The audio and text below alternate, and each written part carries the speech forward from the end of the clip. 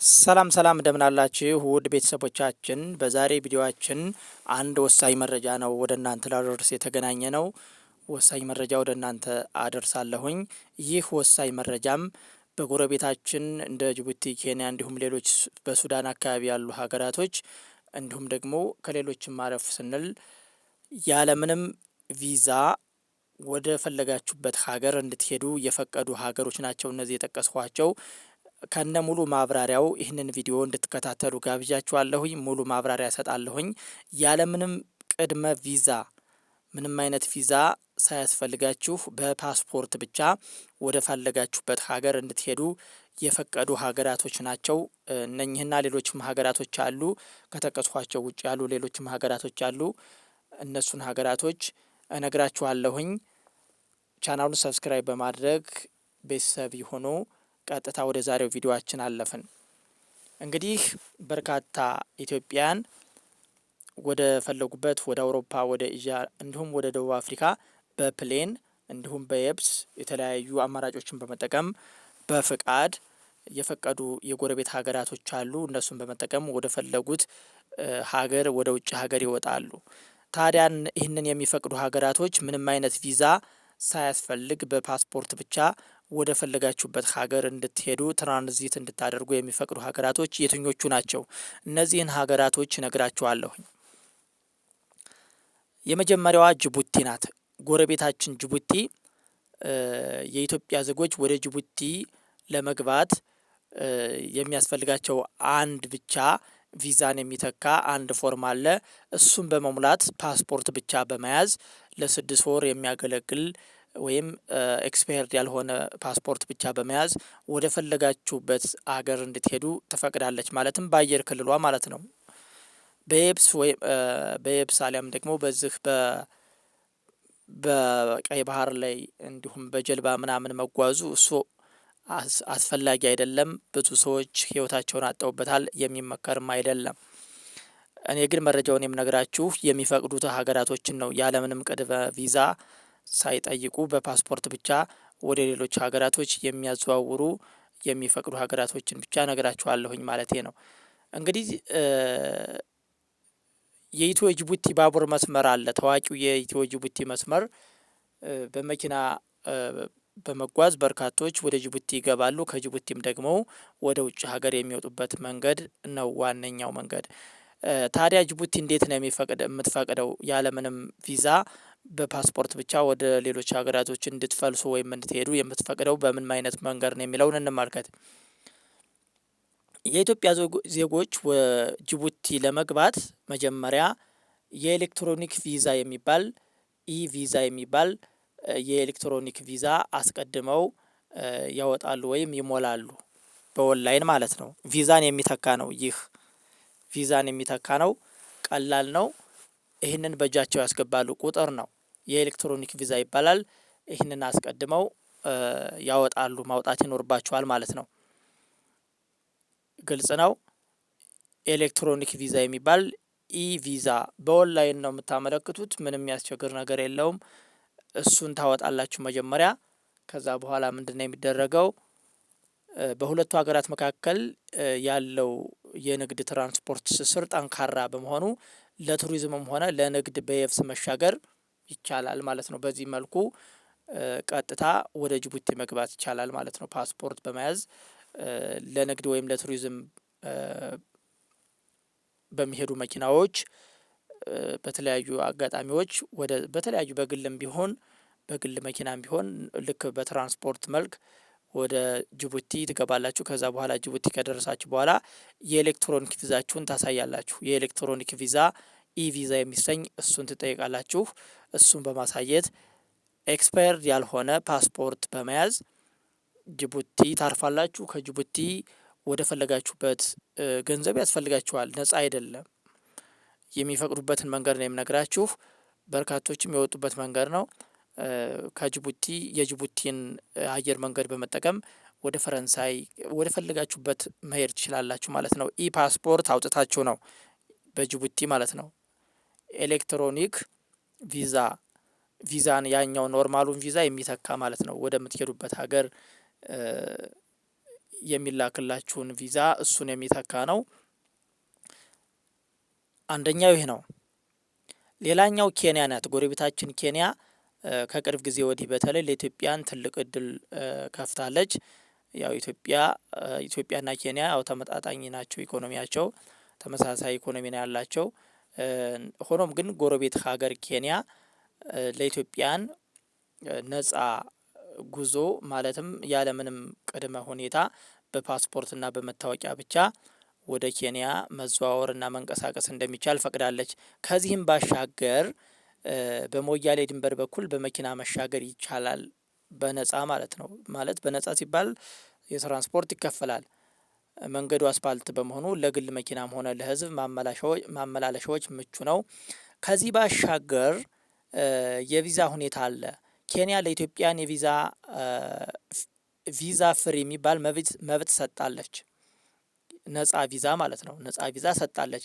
ነገር ግን ከመጓጓዝ በፊት ቅድም እንዳልሁት እንደ ጅቡቲ አይነት ኤሌክትሮኒክ ትራቭል አውቶራይዜሽን የሚባል ኢቲኤ የሚባል ቅጽ በኢንተርኔት መሙላት ያስፈልጋል። አሁንም ወደ ኬንያ ማለት ነው። ምንድን ነው የሚያስፈልገው? ኤሌክትሮኒክ ትራቭል አውቶራይዜሽን የሚባል በኢንተርኔት የሚሞላ የፍቃድ ቅጽ አለ። በኦንላይን ነው የሚሞላው። እሱን ትሞላላችሁ። ከዛ ኬንያ ትገባላችሁ። ከኬንያ ወደ ፈለጋችሁበት ሀገር ትራንዚት ማድረግ ትችላላችሁ። ኢትዮጵያና ኬንያ የቆየ የሁለትዮሽ ስምምነት ስላላቸው በቅርቡም ደግሞ ባለፈው ለንግድና ለጉብኝት በብዛት ጥቅም ላይ የሚውሉ የተለያዩ አማራጮችን በመጠቀም በቱሪዝም በተለያዩ ነገሮች በስራም ቢሆን ወደ ኬንያ መግባት እንደሚቻል ፈቅዳለች። በዚህ አማካኝነት ለትራንዚትም ወደ ውጭ ሀገር ለመብረር ፍቃድ ሰጣለች ማለት ነው። አንዱ ይሄ ነው። ሌላኛው ይሄ ነው። ሶስተኛው ደቡብ ሱዳን ናት። ደቡብ ሱዳን እንግዲህ ሳውዝ ሱዳን የምትባለው ማለት ነው። በጋምቤላ ወይም በቤኒሻንጉል ጉሙዝ ክልሎች በኩል ወደ ደቡብ ሱዳን በየብስ መግባት ይቻላል። ይህ ፍቃድ አለ። ነገር ግን የተለያዩ የጸጥታ ችግሮች ምናልባት ሊኖሩ ይችላሉ በአካባቢው በጋምቤላና በቤኒሻንጉል ጉሙዝ ክልሎች በኩል የቪዛ ሁኔታ አለ። ቪዛ አያስፈልግም። ለምሳሌ በደቡብ ሱዳን በኩል ለመውጣት ቪዛ አያስፈልግም። ይሁን እንጂ በየብስ ለመጓዝ ያለው የጸጥታ ሁኔታ አስተማማኝ ላይሆን ይችላል። ነገር ግን ደቡብ ሱዳን ውስጥ ቪዛ አይጠየቅም፣ ፓስፖርት ግን ይጠየቃል። ምንም እንኳን ድንበሩ ክፍት ቢሆንም የመሰረተ ልማት እንዲሁም የጸጥታ ስጋቶች ጉዞውን ሊያደናቅፉ ይችላሉ። ነገር ግን እንደ ኬንያና እንደ ጅቡቲ ሁሉ ያለምንም ቪዛ ወደ ሌሎች ሀገራቶች ትራንዚት ማድረግና በዛው በደቡብ ሱዳንም ለመኖር ፍቃድ የሰጠች ሀገር መሆኗን ግን መረዳት እንችላለን። ሌላኛው ሰሜን ሱዳን ናት። ሱዳን ኖርማሏ ሱዳን ማለቴ ነው። ኖርማሏ ስላችሁ ያው እንግባባለን። ሱዳን በጎንደር በመተማ በኩል ወደ ካርቱም የሚወስድ የየብስ መንገድ አለ። ይህ የየብስ መንገድ አንዳንዴ ሊከፈት ይችላል፣ አንዳንዴ ሊዘጋ ይችላል። በርካቶች በዚህ መንገድ ላይ ወደ ኤዥያ ወደ ተለያዩ ወደ አውሮፓ ሀገራቶች በሱዳን በኩል የሚወጡበት መንገድ ነው። በአሁኑ ወቅት በሱዳን ባለው የውስጥ ጦርነት አለመረጋጋት ምክንያት የየብስ ጉዞው እጅግ ጥሩ የማይባልና አደገኛና የማይመከር ሊሆን ይችላል። ነገር ግን ሱዳን ቪዛ አትጠይቅም። እኔ መረጃውን ማጋራት የፈለግኩት ቪዛ የማይጠይቁ ሀገራቶችን ለመናገር ያክል ነው። ተጨማሪ ማብራሪያዎችን ነው የሰጠኋችሁ ያለሁት። ቅድመ ቪዛ አይጠይቁም። ምንም አይነት ቅድመ ቪዛ አይጠይቁም። በአየር ክልላቸው ወደ ሌሎች ሀገራቶች ለመጓዝ ፍቃደኛ ናቸው ማለት ነው። በየብስ ስለሚጓዙ አስፈላጊ መመሪያዎች አሉ። ቢያንስ ለ6 ወራት የሚያገለግል ፓስፖርት መያዝ ግዴታ ነው። በተለይም ደግሞ የቢጫ ወባ የሎው ፌቨር የሚባል የክትባት ማረጋገጫ ካርድ ያስፈልጋል። በተለይ በዚህ በሱዳን በኩል አብዛኞቹ የአፍሪካ ሀገራት ድንበር ላይ ክትባት ያደርጋሉ። የክትባት ካርድ ይጠይቃሉ። የግል መኪና ከሆነ የመኪና ፍቃድ፣ በግል መኪና የሚጓዙ ከሆነ ማለት ነው ሊዝ ፓሰር ወይም ዓለም አቀፍ የመንጃ ፍቃድና የተሽከርካሪ ፍቃድ ሊጠይቁ ይችላሉ። እሱ ያው ያን ያክል ለእኛ ለተጓዦች አስፈላጊ ላይሆን ይችላል። ተሽከርካሪዎች ናቸው ይህንን መመሪያ የግድ ማወቅና መገንዘብ የሚጠበቅባቸው።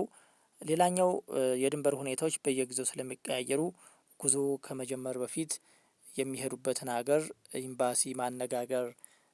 ለምሳሌ የሱዳን ኤምባሲ፣ የደቡብ ሱዳን ኤምባሲ፣ ሌሎችም የጅቡቲና የኬንያ ኤምባሲዎች ይኖራሉ። መረጃው ከተገኘ በኦንላይንም ሆነ በሆነ አጋጣሚ አዳዲስ መረጃዎችን መጠየቅ ግን ተገቢ ነው። እነዚህ ሀገራቶች እንግዲህ አሁን የነገርኳችሁ ሀገራቶች በአየርም በየብስም ትራንዚት የሚፈቅዱ በፓስፖርት ብቻ ወደ ሌላ ሀገር የምትሄዱባቸው ወደ ፈለጋችሁበት ወደ ዱባይ ሊሆን ይችላል፣ ወደ ጣሊያን አሊያም ወደ ሌላ ወደ አውሮፓ ሀገራቶች ሊሆን ይችላል የምትሄዱባቸው በገንዘብ ማለት ነው። ገንዘብ ያስፈልጋል፣ ነፃ አይደለም። ግን እንግልት የሌለባቸው በፓስፖርት ብቻ እንድትንቀሳቀሱ የፈቀዱና ፈቅደው መመሪያቸው ላይ ያስቀመጡ ሀገራቶች ናቸው ዛሬ ነገርኳችሁ። ይህንን መረጃ ስነግራችሁ እናንተ ከኢትዮጵያ ወጣችሁ ስደትን እንድትከተሉና በስደት መልክ እንድትወጡ እየገፋፋዋችሁ አይደለም። መረጃውን ትረዱትና ታውቁት ዘንድ ነው። በተለይም ደግሞ በህገ ወጥ መንገድ በባህርና በተለያዩ በረሃዎች እየሄዱ ህይወታቸውን የሚያጡ ኢትዮጵያውያን አሉ። ይህ መቆም ይኖርበታል። ትክክል አይደለም። በህገ ወጥ መንገድ መጓዝ አያስፈልግም። በህጋዊ መንገድ ከወጣችሁም በህጋዊ መንገድ መውጣት እንዳለባችሁ ምክራችን ነው። አሁን የነገርኳችሁ መንገዶች ህጋዊ ናቸው። በኦንላይን ማመልከቻ ታስገባላችሁ። ልክ እንደነገርኳችሁ ጅቡቲና ኬንያ ላይ እንደጠቀስኩት አይነት ኤምባሲዎችን ማናገር ትችላላችሁ። በህጋዊ መንገድ ነው እነዚህ ሀገራቶች ለትራንዚት ያለምንም ቪዛ በፓስፖርት ብቻ ወደ ውጭ ሀገር እንድትሄዱ የሚፈቅዱላችሁ። ይህንን መረጃ ነው ያጋራኋችሁ። መረጃው ይጠቅማችኋል ብዬ በማሰብ ነው ያጋራኋችሁ። ሌላ ቪዲዮ በሌላ ጊዜ እሰራላችኋለሁኝ። ለዛሬ በዚህ እናበቃለን። ጥሩ ጊዜ ተመኘሁ።